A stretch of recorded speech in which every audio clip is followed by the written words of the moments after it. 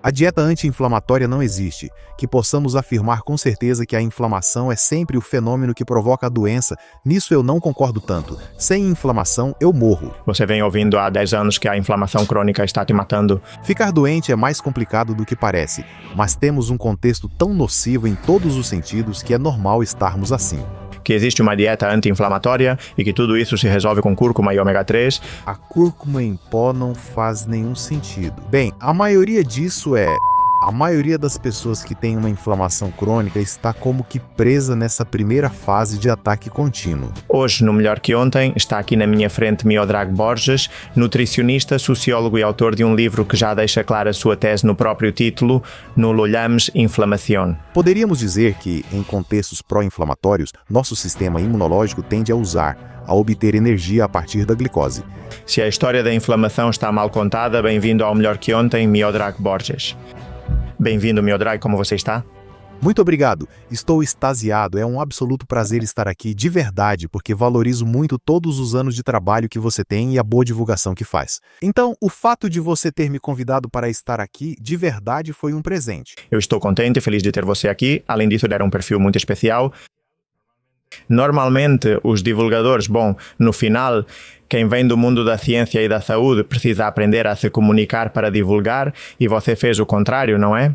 Você atuou como comunicador por muitos anos e agora trabalha com divulgação. Como foi essa trajetória? Sim, na verdade é um pouco estranho. Eu me autoanaliso um pouco e acho que minha vida tem, digamos, duas etapas radicalmente diferentes. E quando olho agora para essa parte de sociologia, marketing, comunicação, redes sociais, mas para outras pessoas, parece outro eu, outro Miodrag que vivia, que era mais jovem também, com outra mentalidade. Estudei sociologia na Universidade de Granada em 2001. Fiz mestrado em marketing e comportamento do consumidor. E enquanto cursava ambos períodos letivos, também comecei com alguns amigos um projeto muito interessante de basquete, Tirando a Falar, que por sinal ainda está ativo. Tirando a Falhar? O programa de basquete que ainda está ativo. E bom, digamos que durante aproximadamente 15 anos eu estive ligado ao mundo marketing, comunicação, redes sociais, etc. Mas nada a ver com biologia, com nutrição, com saúde.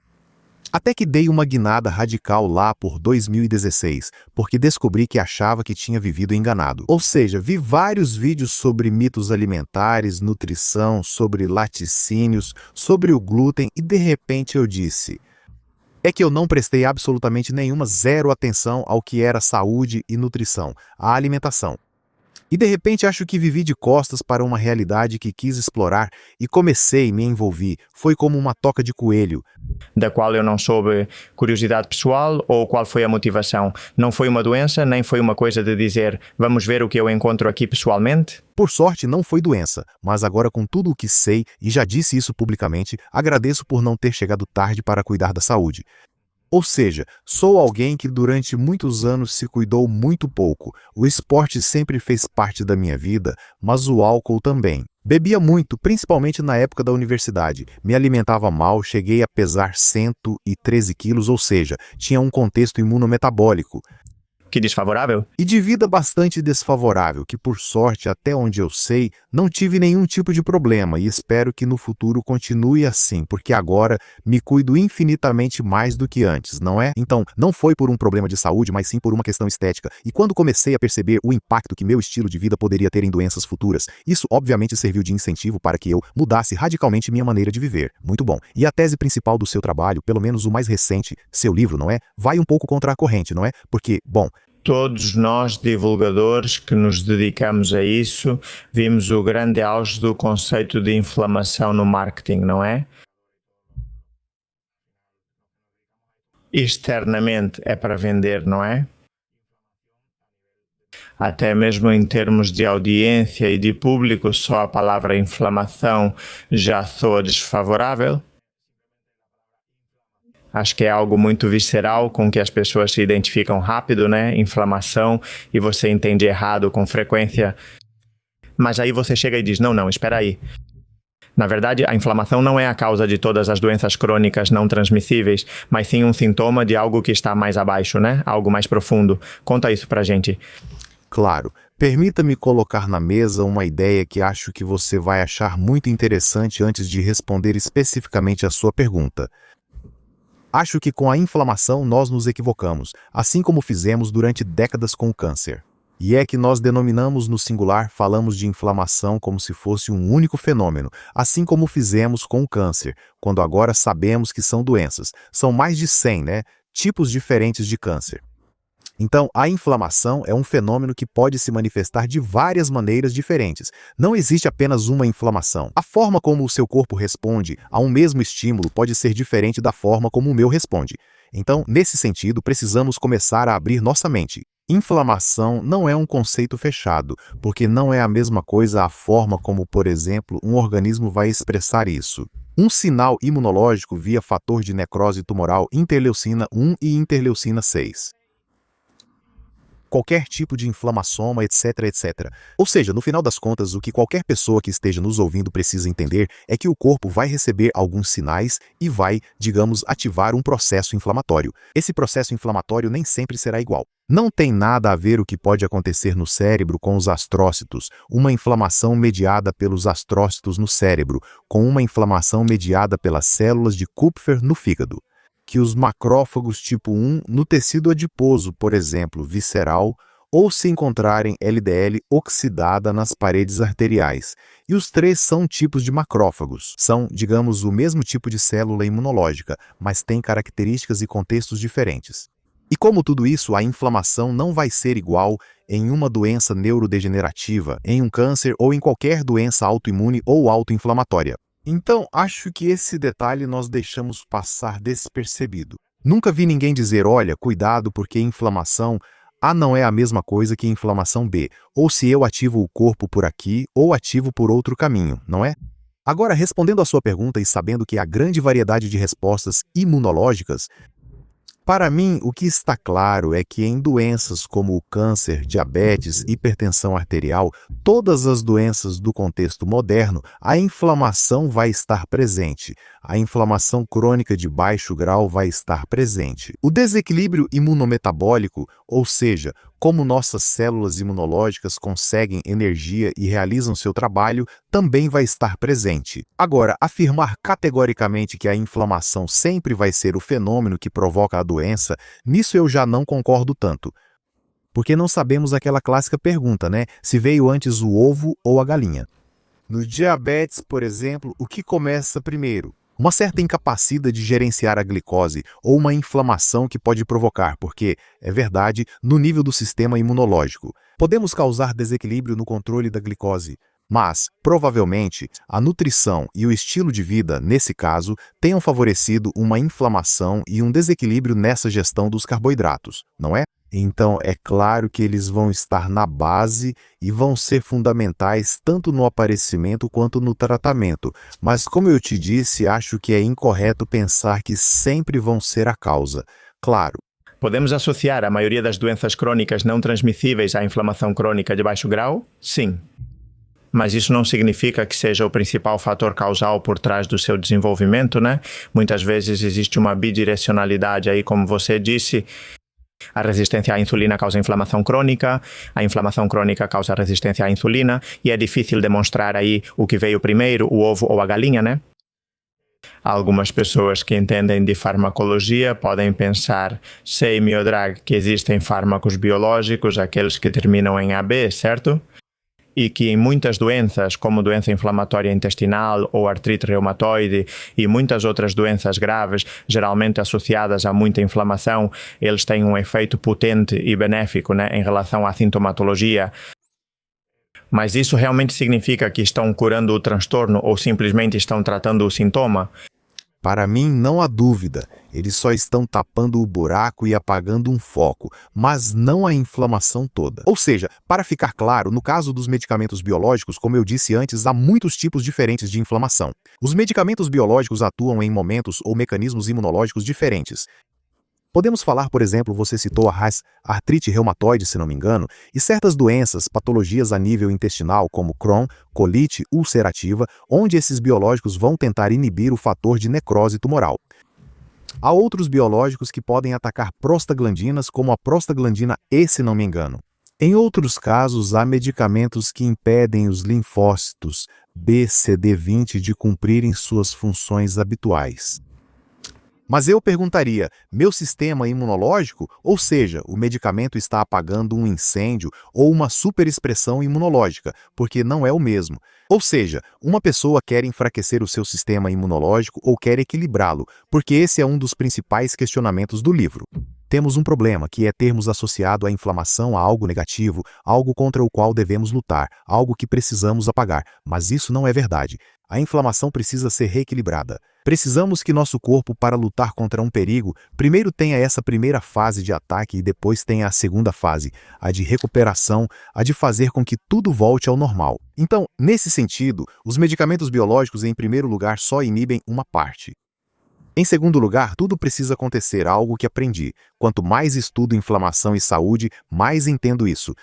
Quando nós inibimos qualquer processo que naturalmente deveria acontecer em nosso corpo, geralmente há efeitos prejudiciais por trás.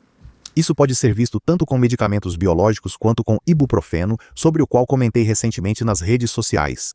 Se eu estou com dor de cabeça e tomo um ibuprofeno, o ibuprofeno vai inibir as ciclooxigenases COX-1 e COX-2, que são as responsáveis por gerar prostaglandinas. Claro, certas prostaglandinas, um tipo, são as que vão causar ou permitir que eu sinta dor de cabeça. Certo, perfeito. Inibo isso, não tenho dor de cabeça. Mas também inibo as prostaglandinas que têm um papel importantíssimo na saúde digestiva. Por isso o ibuprofeno está associado a problemas digestivos, desde leves como diarreia, desconforto e distensão, até graves como sangramento no trato digestivo e intestinal, não é? Então, para mim, os fármacos biológicos são super necessários. É verdade que quem convive com surtos enfrenta grandes dificuldades e é preciso muita empatia, pois eles afetam muito a qualidade de vida. Mas precisamos saber que isso não está resolvendo o problema de fundo. Precisamos descobrir o que falhou para que meu corpo esteja se expressando em excesso, porque senão não vamos resolver o problema. E posso ir um passo além. Sabemos que, em geral, todos esses tipos de medicamentos têm muitos efeitos colaterais, principalmente, e isso faz todo o sentido do mundo. Se eu estou relativamente imunodeprimido, é mais provável que eu possa ter muitos tipos de doenças, de infecções. A ponto de que, na artrite reumatoide e nesses biológicos anti-TNF, pode acontecer de surgir uma tuberculose. Na verdade, é feito um rastreamento nesse tipo de paciente para ver se não há uma tuberculose latente, para não permitir que ela seja reativada. Ou seja, uma tuberculose que hoje em dia falar desse tipo de doença em um contexto como o nosso é algo muito estranho, né? Então, nesse sentido, para mim o grande aprendizado é, ok, medicamentos biológicos, se não tiver outra opção, tudo bem, mas existe algo por trás que precisa ser resolvido e que o medicamento nunca vai resolver só apagando esse incêndio. E te dou mais um dado rapidamente e já termino. Muitas vezes esses medicamentos param de funcionar, pois o corpo e o sistema imunológico vão buscar a superexpressão por outro caminho. E aí, mesmo que você me dê um medicamento anti-TNF, talvez eu vá pela interleucina 23, pela interleucina 17, e esse mesmo problema eu estou te mostrando de novo. E para simplificar ao máximo a definição de inflamação, você falou várias vezes superexpressar, né, o sistema imunológico. Entendo que você se refere a um sistema imunológico muito ativo, que não para de produzir moléculas ou citocinas inflamatórias, e isso acaba tendo um impacto negativo nos tecidos onde esse fenômeno acontece, né? Seja no intestino, seja no cérebro, seja no punho. Muitas pessoas não entendem o que é inflamação e acham que está ligada apenas ao inchaço digestiva com distensão abdominal, e é um fenômeno imunológico que, pelo menos a de baixo grau, não causa sintomas. Ou seja, você só sabe se está inflamado após uma avaliação diagnóstica que veremos depois, certo? Então, por que esse sistema imunológico fica hiperativo ou desregulado? Quais são os elementos que fazem com que os macrófagos comecem a funcionar mal ou os outros linfócitos a funcionarem mal? O que há aí? Aqui vou esfregar um pouco as mãos e falar sobre sinalização imunológica, pois esse é um dos grandes vazios de divulgação e nos ajuda a entender melhor. Por que podemos adoecer? Por que nosso sistema imunológico pode enlouquecer ou pode ficar continuamente ativado e no final acabamos adoecendo? Para mim, digamos, se a gente sair um pouco do corpo humano com todo esse aprendizado que tive sobre a inflamação, parece uma espécie de jogo de sinalização. O corpo recebe alguns sinais e se expressa. A inflamação é ativada nesse caso. Então, vamos pensar em sinais inflamatórios. Existem determinados estímulos que vão ativar o sistema imunológico. O essencial é identificar esses estímulos. Nesse caso, existem dois tipos principais, pumps e dumps. Padrões moleculares associados a patógenos e padrões moleculares associados a dano. Correto. Os padrões moleculares associados a patógenos, para mim, eles imediatamente deixam esse rastro de evolução de que viemos de muito longe, né? Porque são sinalizações muito ligadas a qualquer tipo de micro-organismo. Pode ser um lipópolissacarídeo da parede celular de alguns tipos de bactérias, por exemplo, ou a flagelina. Nos micro-organismos que têm aquela caudinha, aquele flagelo, existe uma substância que também pode ativar o sistema imunológico. Digamos que é mais ou menos por aí, mas para o que nos interessa hoje, na inflamação crônica de baixo grau. Na inflamação do nosso contexto, o principal são os DUMPs, padrões moleculares ligados ao dano. Ou seja, tudo o que nosso organismo entende e que está em nível interno, que pode gerar um dano ou que pode acabar em doença. E aqui temos desde DNA ou RNA mitocondrial, que está fora do lugar ao qual pertence, ou até mesmo o ATP, que seria uma indicação de que essa mitocôndria está falhando ou que, diretamente, digamos, está quebrada, entre aspas.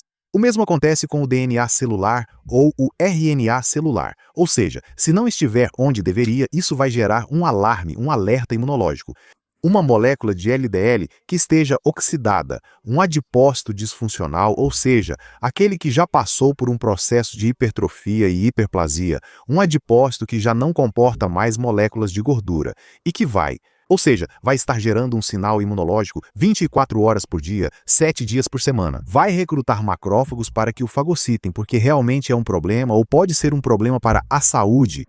Ou seja, há um monte de moléculas internamente, a hemoglobina glicada ou qualquer molécula que esteja glicada, glicosilada em nosso organismo. Tudo isso vai gerar. Em geral, ou seja, uma espécie de...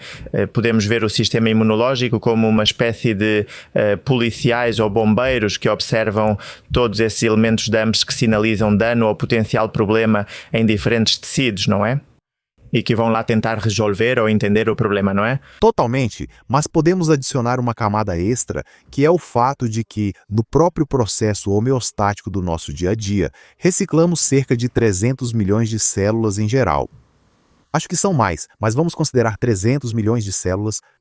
Se eu não tenho um sistema imunológico competente, essa reciclagem não vai acontecer como deveria, e todo o material físico que possa estar fora das áreas a que pertence também vai gerar um alerta imunológico. Uma célula que é senescente, uma célula que é apoptótica, todos esses tipos de células, nesse caso, vão gerar um alerta imunológico e quando há uma inflamação crônica de baixo grau, todos esses tipos de problemas estão se juntando. E entendo que quando esses DUMPs acontecem em uma quantidade administrável, eles vão sendo resolvidos, não é? Esses pequenos focos de inflamação que nem percebemos e voltamos à homeostase e tudo fica bem. Mas quando esses DUMPs ou esses alarmes que chamam a polícia acontecem em massa, não é?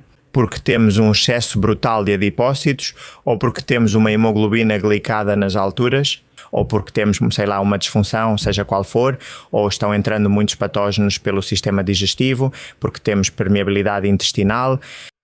Imagino que é quando o sistema imune não consegue lidar, gerando uma inflamação desproporcional que demora ou nunca se resolve, conhecida como inflamação crónica de baixo grau.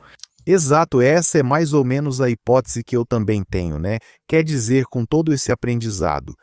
Vou te dar um dado adicional que acho que deixa bem clara a importância do tema da sinalização e de por que precisamos aprender a tentar não ativar continuamente o nosso sistema imune. Temos mais mitocôndrias do que células no nosso corpo, o que é um número absolutamente exagerado, pois temos mais receptores de reconhecimento de dano. Como assim mitocôndrias?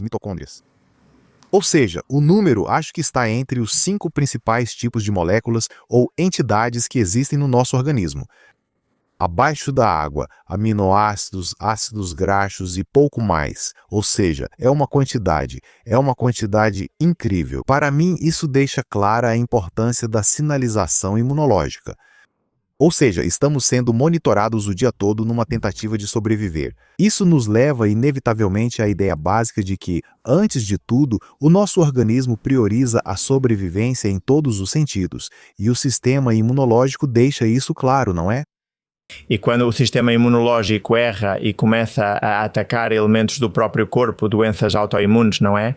Explicando de forma bem simples o que acontece aí. Porque para mim também, na divulgação científica, isso é um buraco negro, porque se divulga muito mal ou se divulga muito pouco sobre as doenças autoimunes, não é? Sobretudo a relação delas com hábitos, que é grande. Mas claro, o que acontece aqui? Como é que um sistema imunológico pode ficar cronicamente hiperativado? O que pode acontecer cronicamente? Para mim, a base está no que acabamos de falar. Ou seja, um sistema imunológico que se desenvolveu porque pouco se fala sobre os primeiros 1000 dias ou sobre esse desenvolvimento imunológico e microbiano conjunto quando somos pequenos. E, na verdade, cada vez estamos vendo mais doenças em idades precoces que até alguns anos atrás não eram vistas, e talvez seja por aí mesmo. Primeiramente, precisamos de um sistema imunológico competente e funcional. E, em segundo lugar, que ele não tenha sido atingido e sobrecarregado por ativações excessivas ao longo de muitos anos. Porque, normalmente, o tipo de doenças que temos em pauta quando falamos desses assuntos, no mínimo há uma década talvez já vem se desenvolvendo, sendo conservador. Não é? Então, muitas coisas precisam acontecer para que um linfócito T se torne autorreativo. Seus ouvintes sabem que o nome do linfócito T vem do timo, órgão muitas vezes esquecido e que, quando eu estudava na escola, mal era mencionado. Na biologia básica e tal, no colégio, era como uma coisa anexa ali, praticamente inútil, né? O centro de treinamento O centro de treinamento dos linfócitos T. E daí o nome? O timo, além de ser muito importante nas primeiras fases porque começa a atrofiar quando chegamos à adolescência, esses processos de seleção são extremamente intensos. Ou seja, uma porcentagem muito pequena de células T consegue, digamos, passar pelo filtro e se tornar células T funcionais, justamente para que não se voltem contra o próprio organismo. Quando podem receber qualquer tipo de estímulo, né? Então é muito complicado que o sistema imunológico se desequilibre muito mais do que já imaginamos de modo geral. E isso desde que comecei a estudar saúde percebi, ficar doente é bem mais complicado do que parece. Porém, o contexto é tão prejudicial em todos os sentidos que é normal estarmos como estamos. Mas, na verdade, nosso corpo está 24 horas por dia, 7 dias por semana lutando para sobreviver e para se reequilibrar pela homeostase. Em primeiro lugar, temos a imunidade. A inflamação é um exemplo perfeito.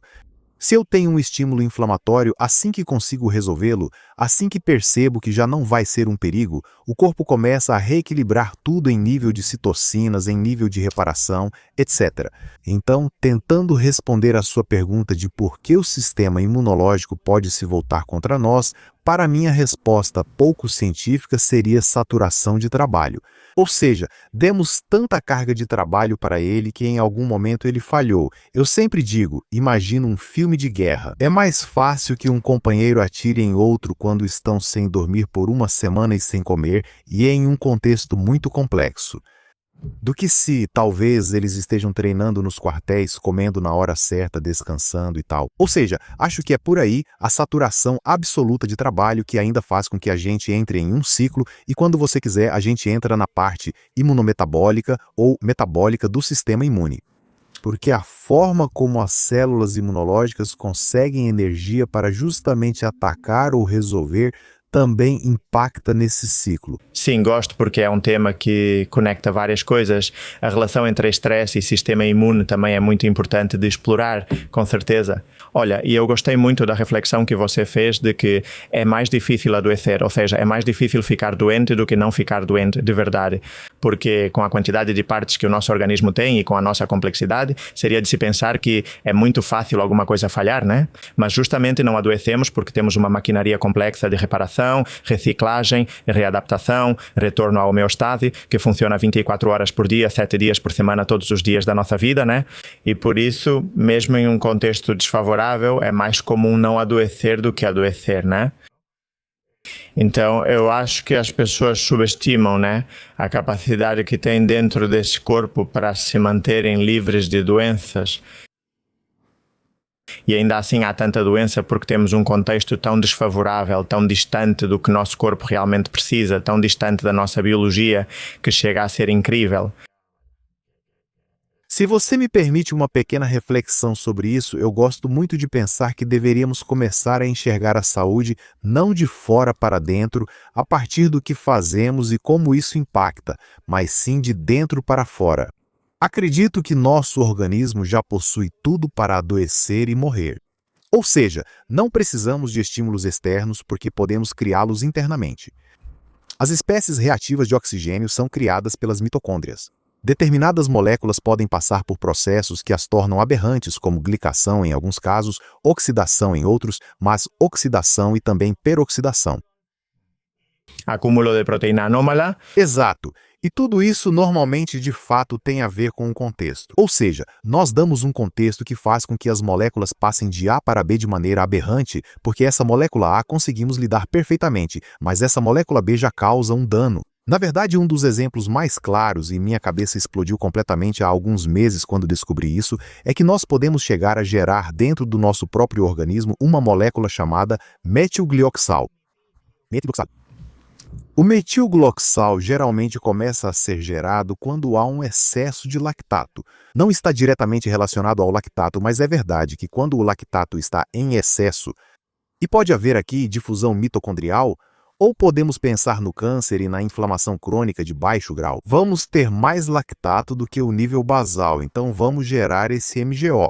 Para mim, o dado mais curioso é que nos preocupamos com a glicose para que não esteja alta e com a hemoglobina glicada, porque sabemos que, olha, glicar proteínas, glicar hemoglobina ou certos lipídios pode ser negativo. O metilglioxal, que tem um nome um pouco estranho, tem uma capacidade de glicação milhares de vezes maior do que a glicose normal, ou a frutose milhares, literalmente milhares de vezes maior. Então, não estamos dando atenção a isso porque há muito desconhecimento, mas com isso não quero gerar medo, só quero que a gente entenda e, seguindo o que você dizia, que geramos internamente, por contexto, um monte de moléculas que são prejudiciais. Por quê? Porque temos um excesso de tecido adiposo, porque o sistema imunológico não funciona corretamente, porque há resistência à insulina, porque consumo gorduras trans, não sei, por muitas coisas, né? Aqui sim podemos incluir os hábitos de vida. Aí entra o ambiente que faz com que isso seja gerado? Exato, ambiente. Mas o que me prejudica e me mata é a incapacidade do meu corpo de lidar com isso. Veja, outro dia eu fiz uma reflexão. O benzeno do tabaco ou o alcatrão não causam câncer de pulmão. É a incapacidade do sistema imunológico de impedir que exista uma célula que acabe sofrendo mutação e se tornando cancerígena, que obviamente é o tabaco que está gerando esse sinal de dano contínuo e que pode fazer com que o sistema imunológico fique desequilibrado. Mas uma pessoa que fuma 3 maços por dia e nunca adoece, entre outras coisas, teve um sistema imunológico que foi capaz de enfrentar essa ameaça. Isso a gente pode ver em diabetes, em câncer ou no que quiser. Por isso algumas pessoas acabam adoecendo e talvez outras não. Sim, é uma reflexão muito boa. Eu acho que sempre prestamos atenção ao que podemos apontar com o dedo, que no final, bom, é importante fazer isso. O tabaco, a comida processada, tudo o que sabemos que causa, mas raramente focamos em nossa capacidade e recursos internos, não é? Sim, quando te dão o exemplo de, olha, o avô italiano que fuma 2 maços por dia, bebe whisky todo dia, tem 100 anos e está feliz. Bom, isso não é exemplo de nada, simplesmente no final são contextos diferentes e aí não podemos medir a capacidade reparadora e intrínseca de uma pessoa.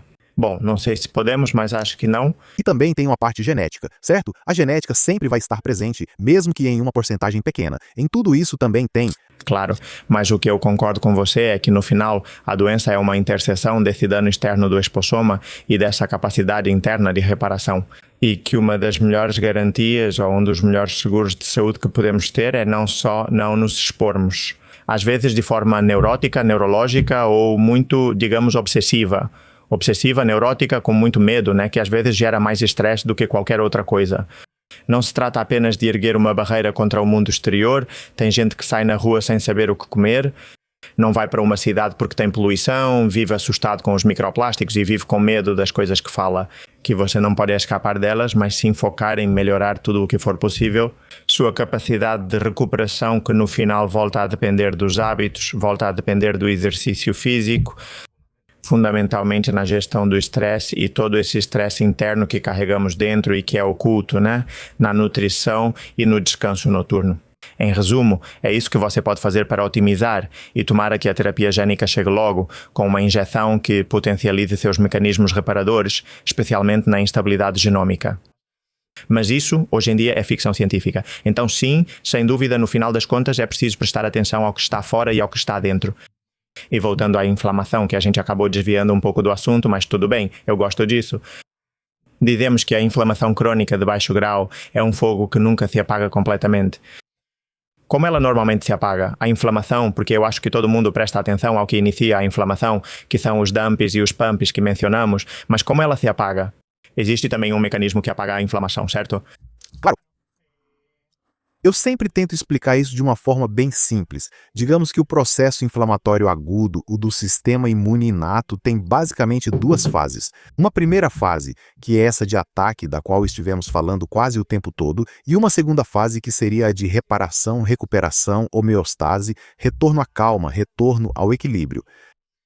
Existem tanto citocinas pró-inflamatórias quanto anti-inflamatórias. Assim como temos interleucinas pró-inflamatórias, interleucinas anti-inflamatórias, ou seja, tanto em nível celular específico, por exemplo, existem macrófagos. Os macrófagos do tipo M1 são pró-inflamatórios, os do tipo M2 são reparadores. Então, em nível de células imunes, em nível de substâncias, de moléculas de sinais, temos tanto aquelas que podem nos levar a um caminho, quanto aquelas que podem nos levar a esse segundo caminho, o da reparação. Então, o que devemos ter claro é que, para que meu corpo não fique inflamado de forma crônica, eu preciso potencializar, se eu já estou desequilibrado, preciso potencializar essa segunda parte. A maioria das pessoas que tem uma inflamação crônica está como que presa nessa primeira fase de ataque contínuo, de guerra. Não fazem o que se chama em inglês de switch, né? Essa mudança da parte pró-inflamatória para a parte anti-inflamatória. Embora, como você bem sabe, e acontece em outros processos, acontece no metabolismo, nunca está exclusivamente uma ligada e a outra desligada. Acontece com o mTOR, a MPK, acontece com... Sim, Um dia, exato, sempre vai haver alguma atividade anti-inflamatória enquanto estamos lutando, porque o corpo sempre vai estar preparado, né, como para reparar. Então, o que precisamos entender? O que é importante nessa fase de reparação? Imaginemos que tivemos um ataque bacteriano, né? E aí chegou o sistema imunológico e, olha, ele conteve perfeitamente. O corpo recebe o estímulo de, olha, pessoal, vamos ativar a via de reparação. Em primeiro lugar, vamos fagocitar nossas próprias células imunológicas que podem causar dano ao tecido. Ou seja, para atacar e conter esse perigo, minhas células produzem moléculas inflamatórias que, como você disse, danificam o tecido. Então, um dos primeiros passos da reparação é, olha, já sabemos que isso está contido. Esses guerreiros que são duros e tal, e que podem destruir as paredes e os muros, nós chamamos os macrófagos e vamos fagocitá-los. Depois, todos os resíduos ou detritos celulares precisam ser gerenciados, reciclados e removidos, pois, do contrário, teremos esses problemas novamente. Por fim, é preciso reparar os tecidos que possam ter sido danificados no caminho. E para isso, e em resumo, temos sinais celulares, sinais moleculares e a ideia é que tudo seja resolvido corretamente. Na verdade, uma das moléculas menos conhecidas são as famosas maresinas resolvinas. Exato, que são moléculas pró-resolução específicas que aparecem nessa segunda parte, que dependem quase exclusivamente do ômega 3 e que em muitos casos vão estar subexpressas por vários motivos.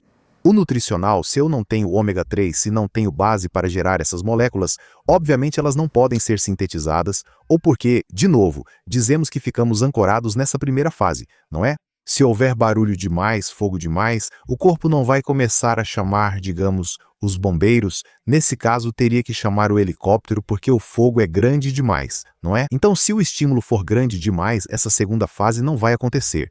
E isso serve tanto para a inflamação crônica de baixo grau, quanto para a parte de nutrição. Ou seja, a gente foca muito no anti-inflamatório e tal, mas se Se além disso eu estou colocando no meu corpo moléculas anti-inflamatórias que para mim são mal chamadas. Mas enfim, se na balança eu continuo gerando mais estímulos de dano, não adianta, não importa o que eu coloque.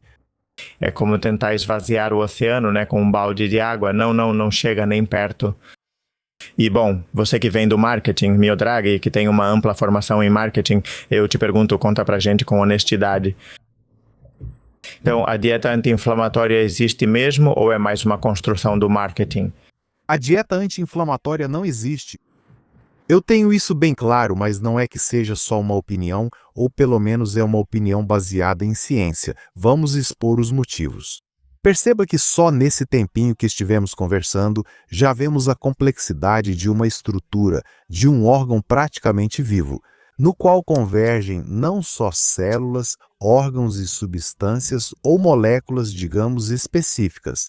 Também o metabolismo, o imunometabolismo, o metabolismo do sistema imunológico, mas as mitocôndrias são importantes, a microbiota é importante e todos esses sinais moleculares. Então, pensar que só com uma abordagem alimentar eu vou ser capaz de reequilibrar, por exemplo, uma microbiota disbiótica, ou seja, alterada, mitocôndrias que não funcionam como deveriam e que geram mais resíduos do que o normal. Se funcionassem como deveriam, se estivessem funcionais, excesso de permeabilidade intestinal, má gestão da glicose, resistência à insulina, etc, etc, etc. Ou seja, a quantidade de problemas ligados a uma inflamação crônica de baixo grau, claro. Assim não faz sentido. Mas, por outro lado, e mais interessante, e que, digamos, pode ser mais fácil de entender, te pergunto rapidamente, o que você entende por nutrição anti-inflamatória de acordo com o conceito que, a princípio, todos nós temos em mente? Eu penso como você. A única coisa que eu penso é que uma dieta anti-inflamatória é toda aquela dieta que não é pró-inflamatória. Sim, concordo que existe uma dieta pró-inflamatória que todos conhecemos, ou seja, porque a dieta por si só, como elemento isolado, pode induzir inflamação por diferentes vias que agora, se você quiser, a gente pode mencionar, né? Resistência à insulina, excesso de adiposidade, inflamação direta ou de outras formas. Mas tem um ponto que quero trazer. A dieta anti-inflamatória clássica é citada por muitos divulgadores, certo? Ômega 3, frutas, verduras e fibra, tudo isso faz todo sentido.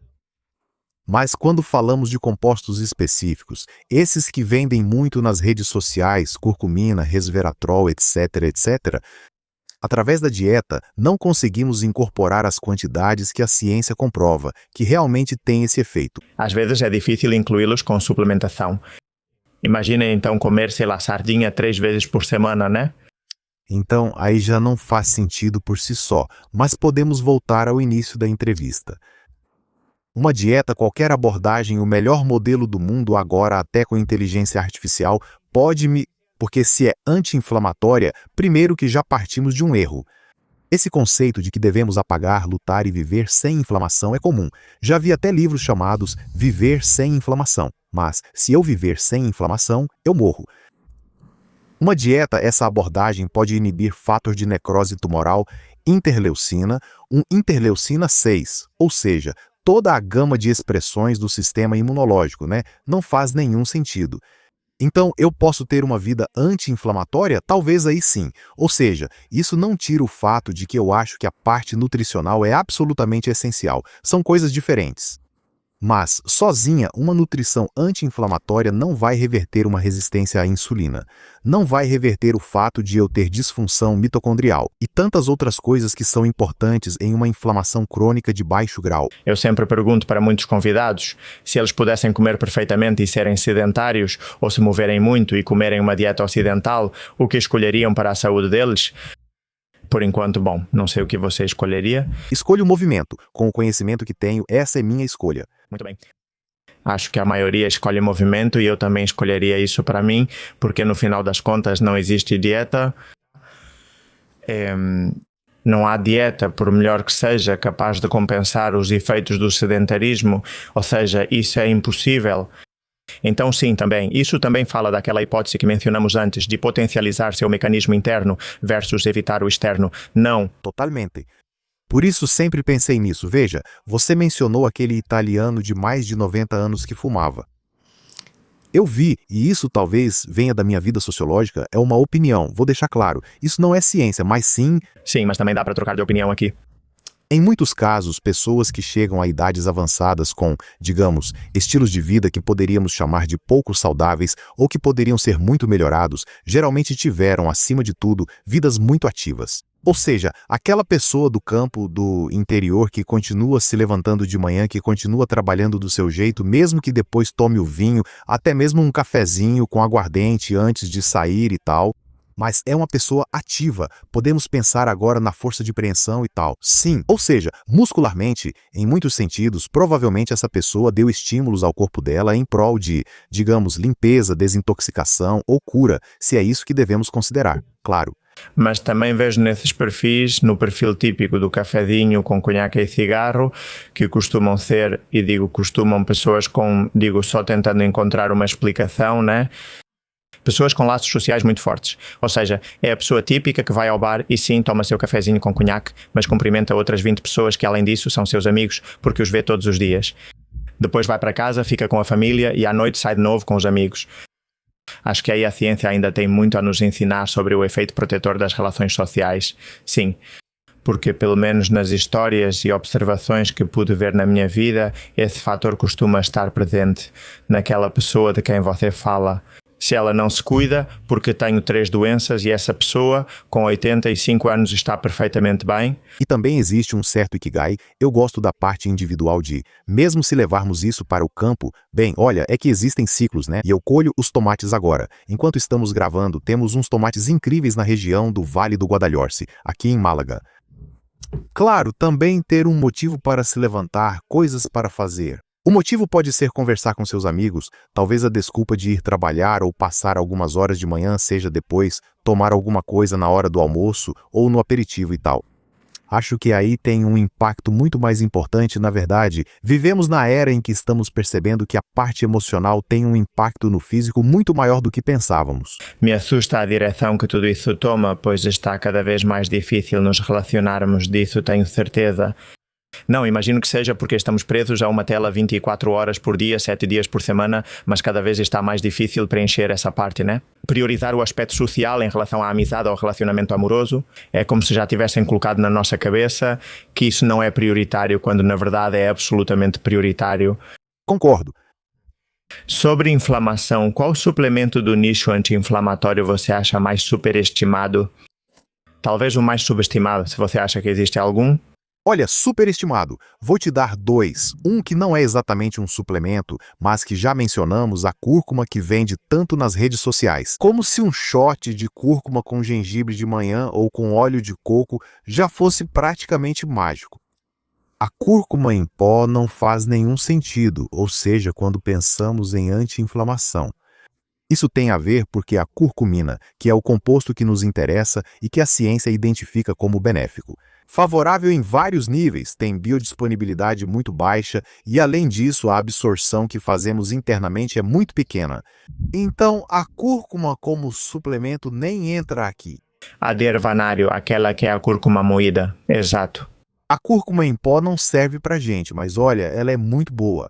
Que não é nada disso. Exato, ela tem outros benefícios, mas não aqueles benefícios que associamos, anti-inflamatórios e com um potencial interno incrível de jeito nenhum. E depois o colágeno, que a princípio serve para tratar dores musculares, ou seja, inflamação. Eu não vou entrar no debate se o colágeno funciona ou não, se deve usar ou não. Esse é outro debate. Mas, o colágeno anti-inflamatório, a ideia de que um aminoácido vai impactar em todas essas vias que mencionamos e que vai ter um efeito, digamos, calmante ou reparador a nível inflamatório, não faz nenhum sentido. Sim, veja que talvez a única ressalva a isso seja o C2, que é o colágeno normalmente usado para questões articulares, porque justamente o que parece é que ele gera tolerância imunológica, ou seja, o mecanismo imunológico é o único, digamos, que poderia, digamos, fugir dessa regra, mas sim, em geral. E o que faria sentido na artrite reumatoide? E sim, há alguns ensaios em doenças reumatoides, em artrite, também há algumas artroses. Mas o fenômeno parece ser autoimune, ou seja, o fenômeno é que está melhorando a tolerância autoimune. É interessante estudar isso. Certo, é subestimado, ninguém te contou, eu diria. Por desconhecimento, justamente as SPM, essas moléculas pró-resolução especializadas, maresinas, resolvinas, lipoxinas, que já digo, por desconhecimento, são interessantes, são importantes, Mas podem ser tomadas?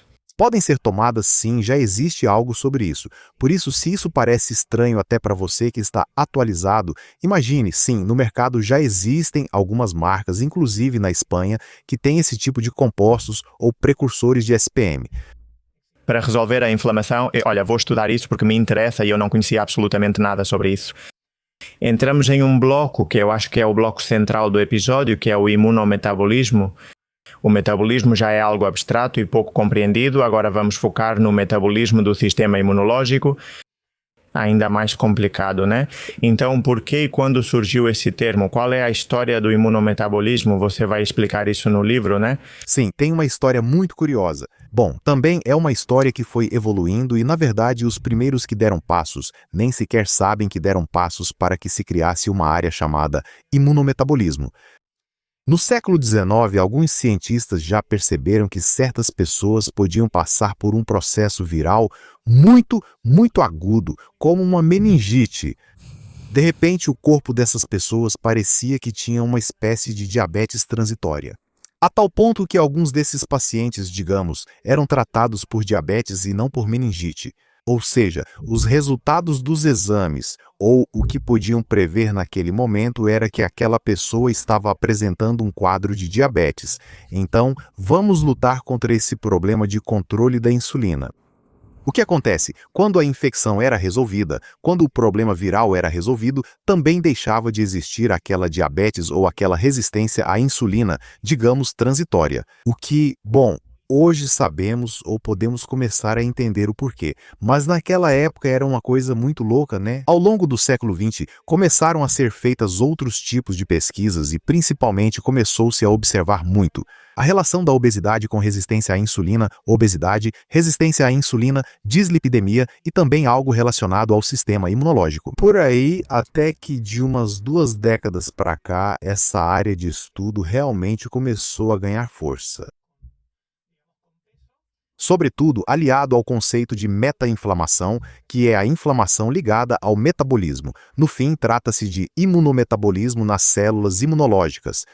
Para alguém que não entende do que estamos falando, se citarmos o metabolismo, para mim, de maneira bem simples, seria como o nosso corpo consegue a energia necessária para realizar qualquer tipo de ação. Ou seja, se olharmos o metabolismo de um ponto de vista geral, o fato de eu estar falando gasta energia, requer energia, mover uma mão, sintetizar um hormônio, ou seja, qualquer coisa que aconteça no nosso organismo vai exigir uma certa quantidade de energia.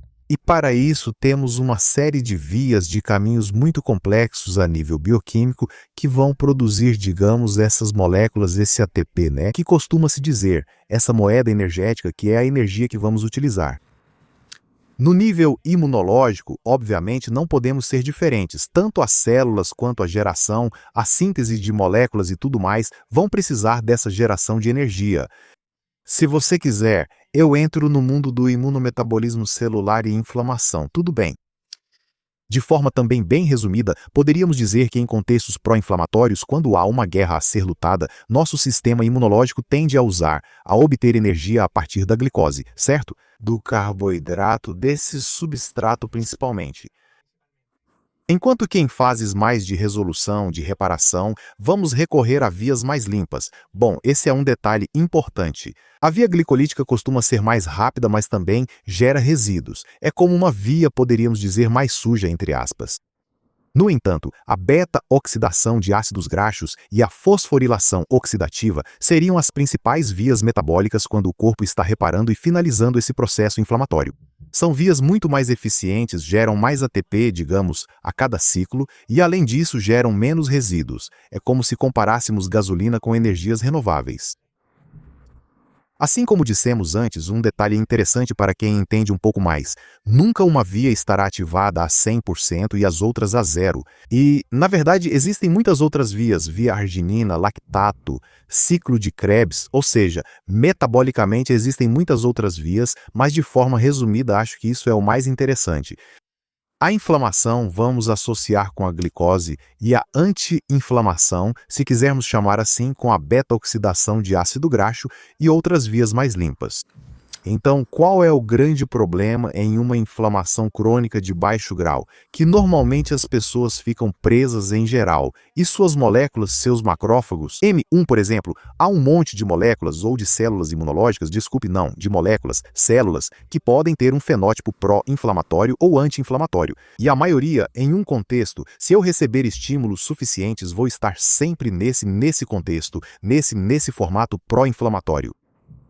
Mas o que acontece? Que a parte metabólica também serve como sinalizadora imunológica.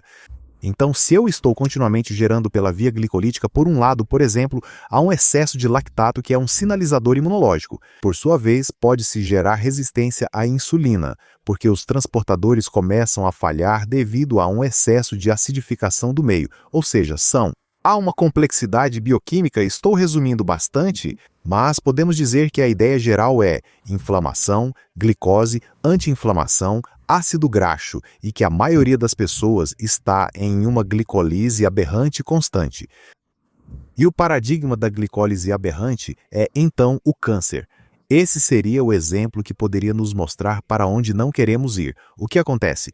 Que, pelo menos é a minha percepção, tenho visto nos últimos anos muitos podcasts e cientistas e divulgadores maravilhosos no mundo do câncer que falam disso, de glicólise aberrante, efeito Warburg e tal, e parece que isso é exclusivo do câncer. Não, não.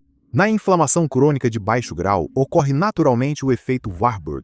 Um macrófago M1 ou que se polariza para M1 porque precisa de uma resposta rápida, pode mudar seu metabolismo para uma glicólise, digamos, que poderíamos ver como aberrante no câncer, uma glicólise exacerbada, porque é isso que nosso corpo precisa para sobreviver, né? Ou nosso sistema imunológico, para evitar que a gente morra ou que esse dano seja irreparável, né? Então, tudo o que podemos aprender com o câncer, na verdade, podemos extrapolar para uma etapa anterior a uma inflamação crônica de baixo grau exacerbada, onde pode ocorrer resistência à insulina, síndrome metabólica, etc. Não é exclusivo de forma alguma, ou seja, muitos desses aprendizados eu estou vendo que tem uma correlação muito clara. O que acontece? Que o câncer é o exemplo paradigmático e já é o problema que todos temos em mente. Mas em um diabético tipo 2, suas células imunológicas também apresentam o efeito Warburg. Mas, claro, não é esse efeito Warburg que vai se transformar em um tumor, mas ele existe sim. Ele diz que a maioria das células imunológicas obtém energia através da glicose. Não. Em um contexto, obrigado. Certo, também obrigado. Grazo também disse. E por favor, não entendo nada do que está me gravando, mas obrigado. Sim, como eu estava dizendo, existem vias de aminoácidos como a da arginina, por exemplo. O lactato serve como fonte de energia. O ciclo de Krebs também participa nessa geração de ATP. A glutamina? A glutamina também, na verdade, falando de câncer, a glutaminólise está sendo muito estudada, né? E de novo podemos dar um passo mais adiante, que ainda a doença pode não ser tão grave, entre aspas, e também a glutamina pode ser como... Podemos fazer o sistema imunológico consumir menos glicose e mais ácidos graxos? No final, complicado estilo de vida, né? Podemos pensar que se eu tenho uma via glicolítica excessivamente exacerbada, pode ter ocorrido essa mudança metabólica. Normalmente, vai haver uma disfunção mitocondrial, as mitocôndrias vão deixar de gerar energia de maneira eficiente. Então, quero abordar o problema do ponto de vista nutricional, muscular, cardiovascular, a zona 2 para as mitocôndrias, ou seja, é complexo. Dar também todos os estímulos positivos que eu puder para o meu corpo, evitar tudo aquilo que falamos antes, né? Quanto menos dumps internos, ou quanto menos dumps que são gerados internamente, mas que dependem do estilo de vida. Sedentarismo, né, e o que eu como, etc, tudo isso vai acabar, mas são processos realmente complexos. Porque, Dr. Borja Bandeira, como você bem sabe, as doenças que vêm de uma evolução longa, não podemos esperar resolvê-las em um período curto. Se eu desenvolvi diabetes tipo 2, a resistência à insulina foi se desenvolvendo ao longo do tempo, um ano, outro ano, uma década, outra década, então revertê-la é um processo. Não é de um dia para o outro, nem com um medicamento como muita gente espera. E falando de imunonutrição, que é um termo também muito bem, cada vez se publica mais sobre isso, né? O que uma pessoa comum precisa saber para imunonutrir seu sistema imunológico, com o perdão da redundância. Veja, para mim, eu resumiria em dieta pesco-mediterrânea. Gosto muito desse enfoque, mas trazendo para nutrientes específicos, não fugimos muito do que normalmente se fala, ou até mesmo da dieta anti-inflamatória, ou seja, um enfoque baseado em verduras, legumes, frutas, fontes de proteína de boa qualidade. Por quê? Porque precisamos. Existem muitos aminoácidos interessantes para o sistema imunológico, também vitaminas, as lipossolúveis A, D, E e K, além das vitaminas do complexo B.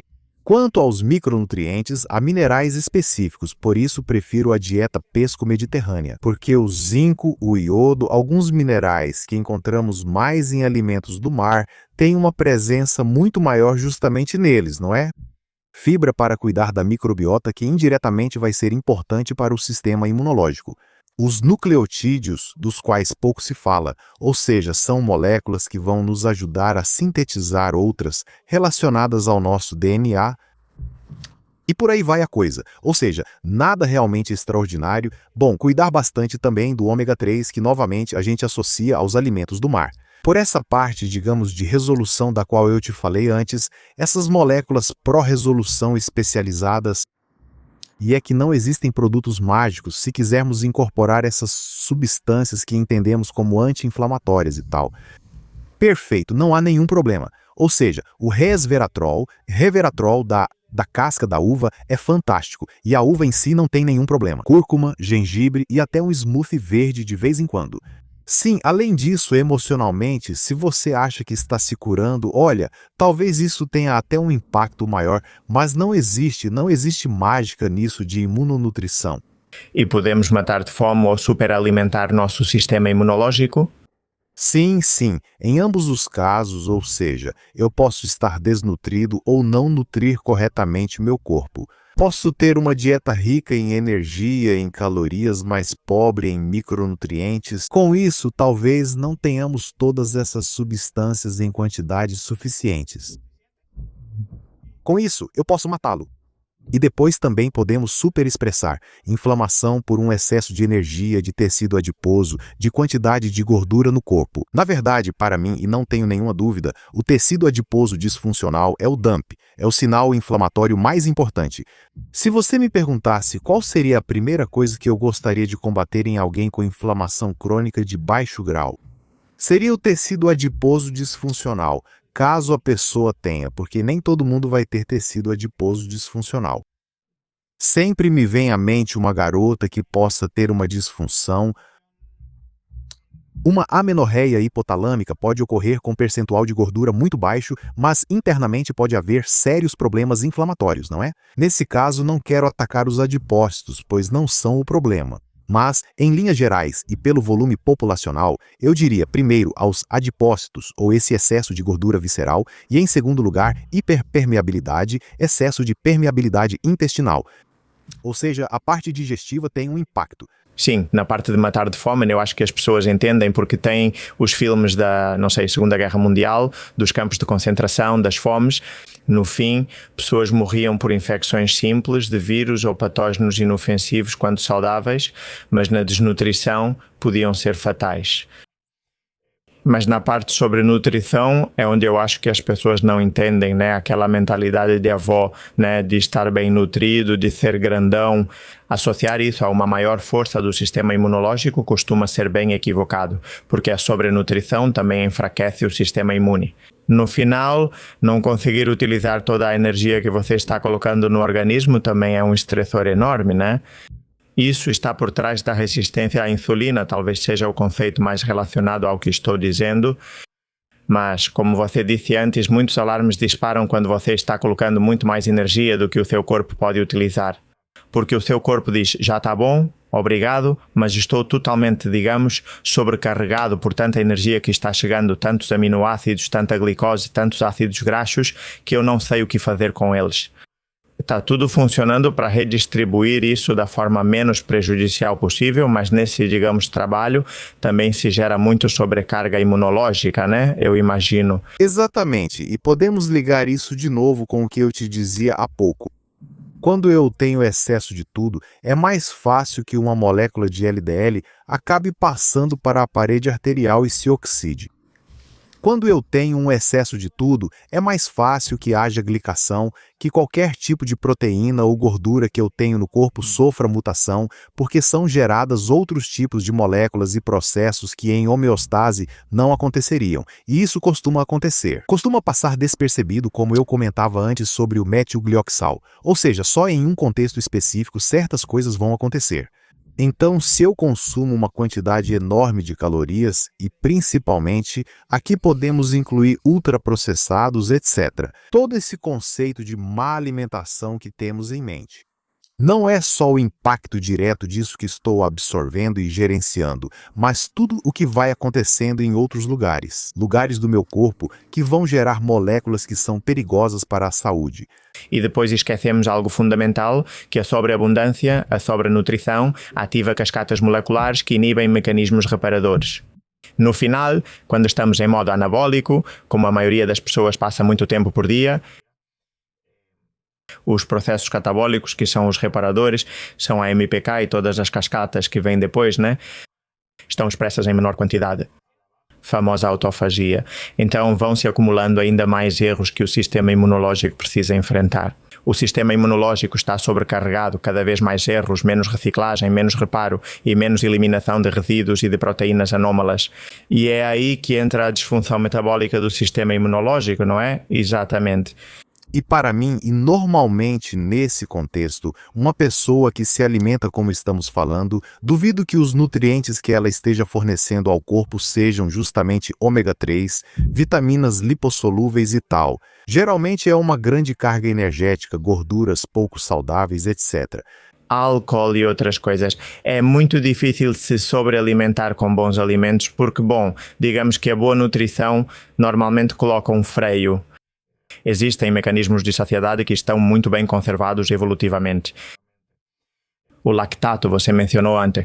Qual é o papel dele como imunomodulador? Sim, o lactato, por sorte. E na Espanha temos um grande especialista como Íñigo San Millán, que, bom, já esteve com você aqui nos microfones e sim, me parece uma conversa maravilhosa. O lactato está na moda, por sorte, como eu disse. Aos poucos, vamos gerando evidências científicas a favor principalmente dessa molécula que até bem pouco tempo atrás pensávamos que era basicamente um resíduo e que era prejudicial e tudo mais. E vamos descobrindo que ela tem um papel imunológico interessante por uma via dupla. Aquela que eu te falei antes que pode servir como fonte de energia, mas também é um sinalizador. Além disso, é um sinalizador de reparação e faz todo o sentido do mundo. Por quê? Porque se dissemos antes que uma célula imunológica pró-inflamatória vai usar essencialmente a glicólise, o lactato, que depende da glicólise. Então, principalmente quando ela está exacerbada, quando há um excesso de glicólise no meu corpo, eu vou gerar mais lactato do que deveria. É verdade que ao treinar podemos gerar mais lactato do que o basal, mas o treino que vai ativar a inflamação é uma inflamação hormética. Na verdade, agora volto ao lactato. Tem uma ideia muito interessante que acho que você pode gostar. E é que se você, depois de fazer um desses treinos que você posta no Instagram e que eu acho espetaculares, que são horméticos, mas que geram dano no corpo, inflamatórios, e que são inflamatórios. Se você, ao terminar, tomasse uma mega dose de vitamina C porque tem medo da inflamação, o que aconteceria? Pois é, você não conseguiria nada. Menos adaptações, exato. Ou talvez até nenhuma. Ou seja, não faz sentido. De forma natural, os processos horméticos são positivos. Você causa estresse, um estressor ativa a inflamação, mas o processo é contido. Ocorre reparo e surgem adaptações como ganho de músculo ou adaptações mitocondriais, cardiovasculares, neuronais, entre outras. Então, nesse sentido, o lactato não representa nenhum perigo, nenhum risco, mas também você não vai ter uma hiperlactatemia contínua. Isso pode ocorrer em inflamação crônica de baixo grau, pois no seu caso o estímulo dura 45 minutos, 1 hora ou 2 horas. E há maior expressão de transportadores MCT, então o lactato é melhor consumido, não é? Exato. Além disso, o lactato é reciclado. Em pessoas sedentárias e inflamadas, esses processos de acidificação e reciclagem do lactato são muito ruins. E além disso, a superprodução de lactato é absolutamente aberrante. Portanto, e voltando à pergunta, faz todo sentido que o lactato como sinalizador tenha efeito redutor, seja anti-inflamatório, porque se a quantidade aumenta, o corpo entende que há um ataque, que há um estímulo pró-inflamatório. Com isso, vou ficar atento para começar a ativar as vias anti-inflamatórias.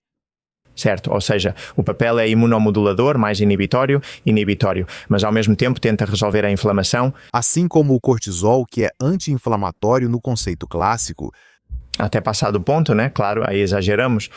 e com o lactato acontece algo parecido. O lactato no câncer está em quantidades tão exacerbadas que o contexto do câncer.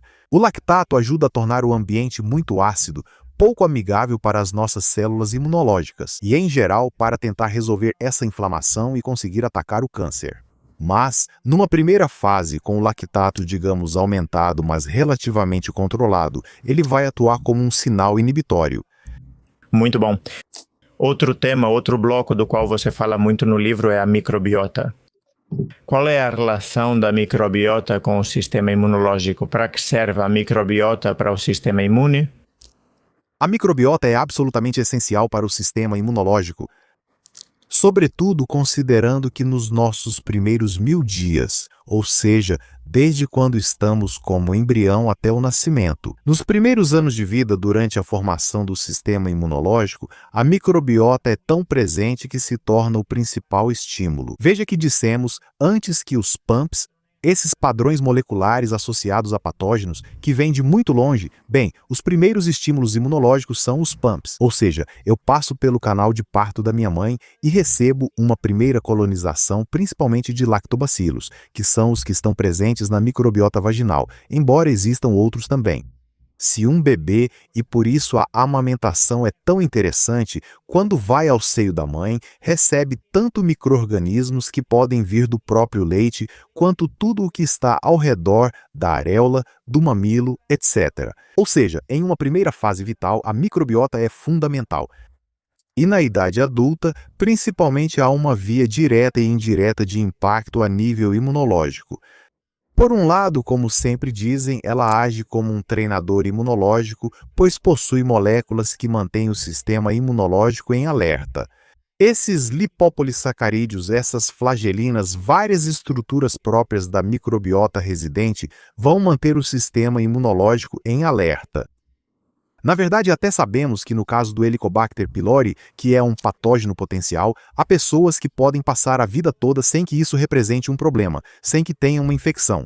Enquanto o Helicobacter está lá em quantidade controlada, ele atua como treinador imunológico. Eu o incluiria na microbiota. Essa é uma pergunta que poderíamos nos fazer. Até que ponto patógenos potenciais fazem parte da nossa microbiota?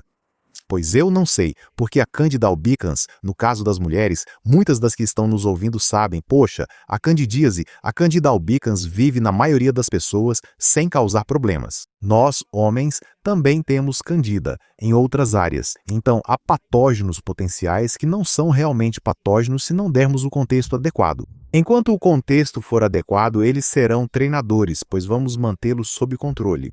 E por outro lado, temos a sinalização molecular, os famosos ácidos graxos de cadeia curta. E o butirato, e o próprio propionato, o acetato, mas o butirato especialmente tem um papel de sinalizador imunológico, mais uma vez, tanto de forma direta quanto indireta. Por quê? Porque é uma das principais fontes de energia dos colonócitos, que são as células da parte digestiva e tudo mais, não é? Então, no final, tudo isso converge em um tecido, em uma área que se chama GALT, que é o tecido associado ao intestino, só me vem em inglês. Ou seja, há uma área intestinal onde exatamente estima-se que cerca de 80% do sistema imunológico vive ali e está muito em contato com a microbiota, porque grande parte da nossa microbiota também reside no cólon, não é? Então, nessa área GALT, que está separada por uma pequena camada de epitélio. Então, no final das contas, digamos, podemos entender isso como unha e carne, pelo menos em nível digestivo. E eu queria te fazer uma reflexão justamente associada a esse contexto microbiológico do qual eu te falava antes, e é o seguinte: até que ponto a microbiota pode ser negativa ou positiva para a saúde geral? Porque, como eu te dizia, há muitos micro-organismos. Primeiro, há um desconhecimento importante sobre o que significa a microbiota. Por sorte, a cada ano temos mais estudos, vai se percebendo que eles participam de muitas funções diferentes e que são importantes. Mas, até que ponto? Até mesmo os patógenos podem se integrar ou a microbiota pode ser, digamos, a que determine se uma doença se manifesta ou não? Acho que é um tema em que ainda há muito mais lacunas do que parece.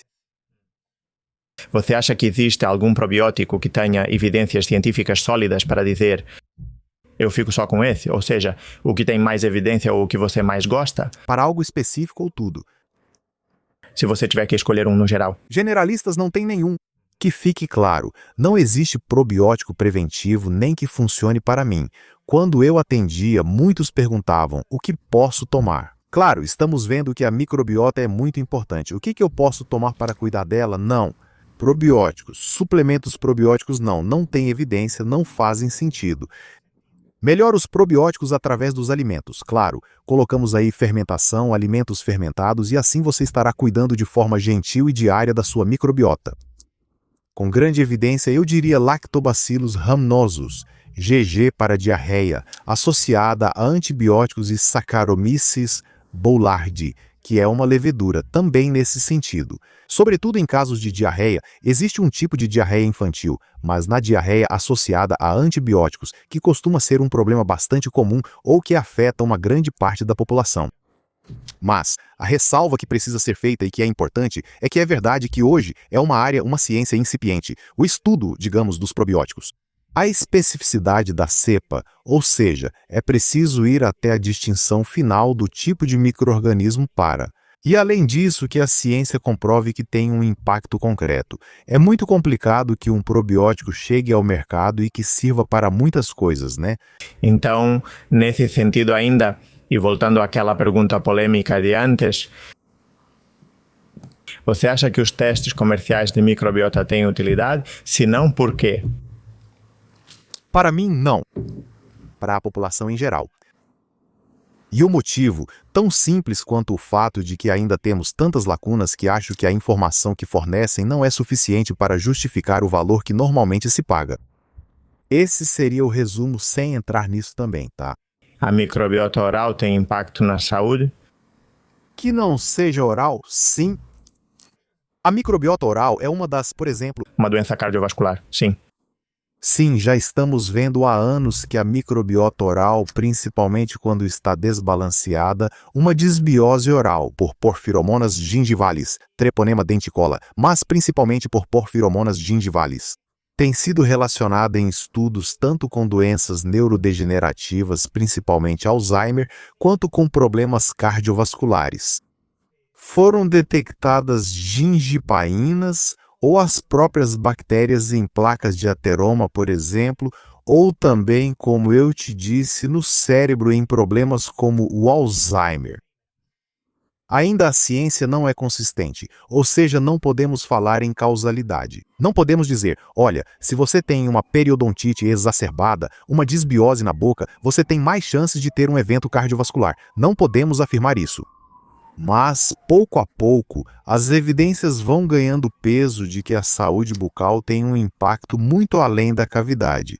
E o que fazemos com a microbiota oral, por exemplo, enxagues bucais frequentes também parecem ser negativos? Sim, o enxague bucal diário, e isso eu aprendi em primeira mão, perguntei para minha querida dentista de confiança, Aider Unamuno, não faz nenhum sentido. Ou seja, um enxague, usá-lo em um momento muito específico, por exemplo, uma gengivite, ou depois de certos procedimentos odontológicos e tal. Por um período, mas não como hábito diário, de manhã, como quem escova os dentes e depois faz bochecho. Exato. De jeito nenhum, porque, assim como acontece, é como se eu tomasse um antibiótico todos os dias, não é? Ou seja, é um impacto parecido.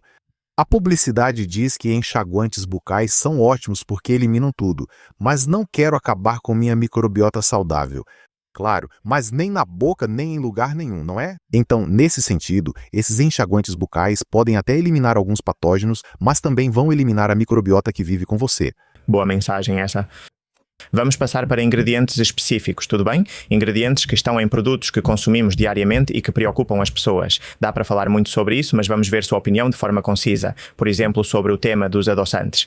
E, especificamente, a sucralose, que acho que é um dos adoçantes que mais vemos hoje em produtos proteicos de supermercado, em shakes, em suplementos esportivos. Bom, a sucralose está em todo lugar. Devemos nos preocupar com ela? Eu não falaria em preocupação, mas sim cautela sempre. Há anos falo sobre disruptores endócrinos desde que iniciei na área da saúde. E é verdade que parece que pegamos algo, colocamos na moda e geramos uma sensação de perigo muito grande. E hoje, no final, nosso sistema imunológico entende todos os estímulos que recebe como sinais de dano. Não importa se é uma farpa, se pode ser um aditivo alimentar ou se pode ser o benzeno. Alguns vão ativar mais e outros menos, mas no final continuam sendo apenas mais uma parte da sinalização negativa ou dessas moléculas que meu sistema imunológico vai expressar. Por isso eu seria cauteloso. É verdade que nos últimos anos vem se acumulando evidências negativas em torno da sucralose e também até mesmo do eritritol e xilitol, que até agora eram considerados seguros, principalmente o eritritol, como o principal, mas como eu disse, com cautela. Principalmente porque parece que em relação à microbiota ou a patologias digestivas pode haver alguma ligação, sem causalidade e com poucas evidências. Eu tentaria ficar o mais longe possível, mas essa é uma linha que eu sempre segui e sempre divulguei. Os aditivos são ruins por si só? Bom, em primeiro lugar, não podemos comparar um ácido ascórbico ou um aditivo, digamos, que venha de um ácido cítrico, que venha de algo natural, com um corante azul, químico 100%, Então o impacto não vai ser o mesmo. Mas, na medida do possível, se afastar dos aditivos alimentares sem dúvida vai fazer com que melhore nossa cesta de compras e nossa alimentação. Ou seja, aí não há dúvida. Tenhamos evidências hoje em dia ou não, porque veja o que aconteceu com o bisfenol A há não muito tempo. Ou seja, reduziram 20 mil vezes a quantidade de bisfenol a permitida nas latas de conserva, por exemplo, Nesse revestimento plástico e tal. Imagine a quantidade e a exposição que tivemos. E, com outros aditivos alimentares, quem buscar aditivos alimentares proibidos mundialmente nos últimos anos vai encontrar.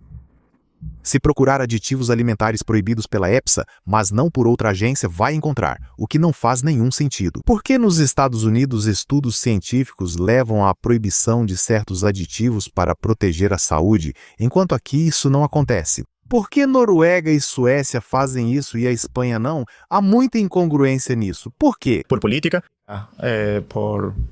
Por questão econômica, legislativa? Por quê?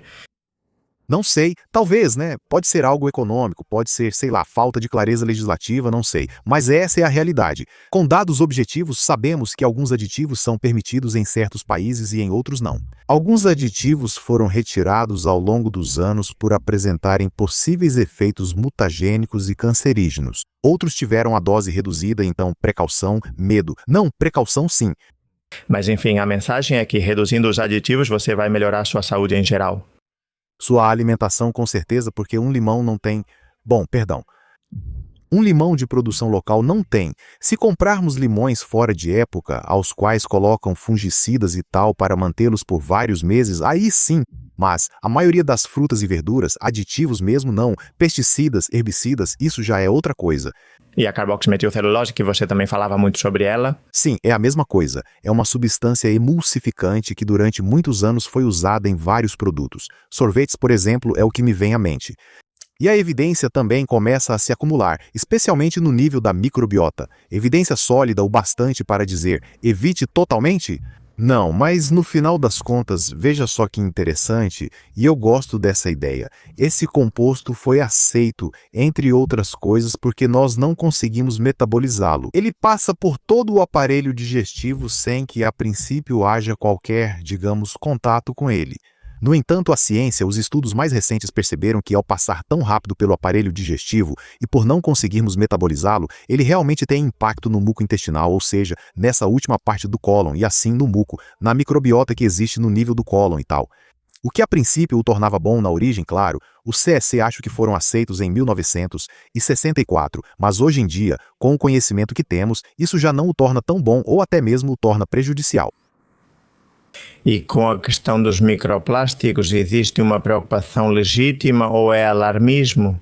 Porque, bom, já vi de tudo, mensagens dizendo que comemos o equivalente a 2 cartões de plástico por semana. Sim. Outro dia mesmo eu vi, tem um vídeo do Marcos Vasques falando sobre isso. Para mim é exatamente a mesma linha do que fizemos com os aditivos.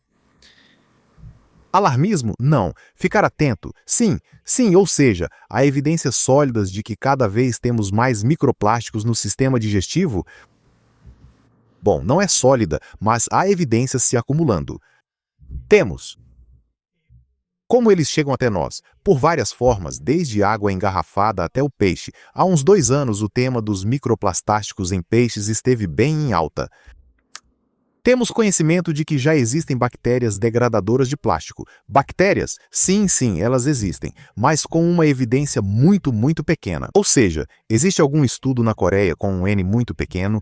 Mas já vejo o probiótico, os probióticos de bactérias degradadoras. Exato. Então já identificaram, já se vê, que ainda que não posso dizer que eu e você as temos, não sei, ainda não podemos fazer certas afirmações, mas que temos que consumimos plástico e que parece que nossa microbiota vai mudando para se adaptar. Mas é que isso evolui, isso é evolução, isso é darwinismo, isso é totalmente. Ou seja, o ser humano daqui a 100 anos terá mais espécies de bactérias degradadoras de plástico, com certeza. Mas por isso, para mim, não é darwinismo, porque o darwinismo não leva em conta a microbiota. É verdade, evoluímos pela microbiota. Por isso, depois vou te passar que tenho alguns escritos sobre teorias onde colocam a microbiota como parte da Evol. Sim. Eu realmente considero ela parte de nós, parte da gente, no final das contas. Sim. Eu não tenho nenhuma dúvida. Então, esse caso é um reflexo, assim como também é, por exemplo, um caso que me chama muito a atenção, que os japoneses têm algumas bactérias que degradam alga vermelha em grande abundância. O consumo de alga deles é bem maior que o nosso e, na Espanha ou na Europa, o excesso pode causar hipertireoidismo, ou seja, um descompasso de iodo no sistema nervoso. O mesmo acontece com a lactose e a baixa expressão de lactase nos europeus, centro-europeus, e por isso os asiáticos não podem consumir queijo, iogurte ou leite porque vão correndo para o banheiro. No fim, adaptações são interessantes porque mostram que seguimos evoluindo apesar de muitos acharem que estamos parados para sempre. Estamos em constante evolução. Claro, se alguém tiver curiosidade, teoria da evolução ou hologenômica é o nome. Passo para você, e se alguém ouvindo gostar, tem. Leva em conta também micro-organismos. Dá um foco muito grande nos micro-organismos. Na verdade, acho que a teoria, que tem uns 20 anos, não é tão antiga, foi formulada por um casal, se não me engano, porque já faz pelo menos 1 ano que não mexo nesse assunto, de especialistas em corais marinhos. Claro, a simbiose dos corais marinhos e tal é muito importante e para mim faz todo o sentido. É que não tenho dúvida. Quer dizer, já há muitas evidências de que o nosso genoma é totalmente influenciado pelo microbioma. Ou seja, é uma relação em que uma influencia a outra 100%, e isso a gente já sabe há muito tempo. Ou seja, para mim a chave está em se eu imaginar nas nossas versões ancestrais. Se de repente encontramos uma planta nova e alguns imitam isso, ou seja, o poder, ser capaz de metabolizar um novo composto em nosso corpo faz mais sentido do ponto de vista microbiano do que do ponto de vista, digamos, evolutivo, humano. Outro exemplo, a resistência aos antibióticos. Quantos anos faz que usamos antibióticos? Não faz tanto tempo assim, parece que faz muito, mas são só algumas décadas. E é um problema de saúde global, mundial, porque as mutações evoluem mais rápido, muito mais, muito mais. Há uma carga muito maior de células, mais genomas que evoluem, mutam mais rápido, erram mais rápido e acertam mais rápido. É por isso. Então faz todo sentido que nossa microbiota tenha nos ajudado a evoluir e a ser o que somos hoje, mas com muito mais importância do que lhe foi dado. Sim, ótimo. Então é isso, chegamos ao final da conversa, meu drag. Quanto tempo passou para você? Para mim passou muito rápido. Muito curta, não sei quanto tempo já passou. Já estamos conversando há quase 2 horas. Dá para ver que você é apaixonado por isso e isso contagia. Adorei conversar sobre o tema e acho que podemos falar de outras coisas também. Estando em Málaga, aqui é a sua casa, então certamente teremos outro episódio. Quando quiser, que o público diga se gostou. Temos aqui o livro No Lulhamos Inflamación, de Miodrag, disponível em livrarias e na Amazon. Conta ainda com prefácio de António Valenzuela, grande amigo, que já esteve aqui 3 vezes e ainda virá mais. Também é uma pessoa que adoro ouvir. Então, obrigado, Miodrag, e obrigado a você pelo seu tempo, sua disposição e seu conhecimento, e obrigado a vocês por nos ouvirem, certo? Nos vemos no próximo episódio de Melhor que Ayer. Um forte abraço e continuem se empoderando.